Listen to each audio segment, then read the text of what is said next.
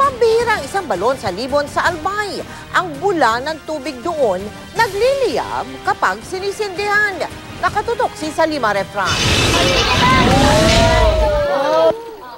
Ilang beses na naging laman ng balita ang mga nagliliyab na puso, tulad ng sa Santa Barbara, Iloilo, Malapatan, Sarangani at sa Tanay, Rizal. Pero sa Limon, Albay, mismong ang tubig ang mistulang nagliliyab. Hindi galing sa puso ang tubig, kundi sa isang balon. Ang mga naipong bula sa paligid ng balon ang siyang umaapoy tuwing sisindihan. Kwento ng caretaker sa lugar, taong 1962 pa raw nang itayo ang naturang balon. Nadiskubre raw ng kanyang ama na umaapoy ang tubig mula rito nang minsang may magtapon doon ng posporong may sindi. Simula noon, pinaayos na raw nilang lugar, lalo pat dinarayo na ito ng mga turista.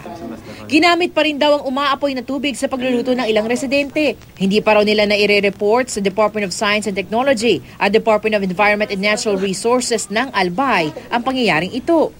Pero ang DENR, makikipag-ugnay na raw sa Provincial Office para suriin ang tubig. Sa ngayon daw, hindi pa nila masabi kung dahil sa methane gas ang pag-aapoy ng tubig sa balon, gaya ng karaniwang dahilan ng pagliyab ng mga tubig sa puso. Salima Refran, Nagatutok, 24 Oras.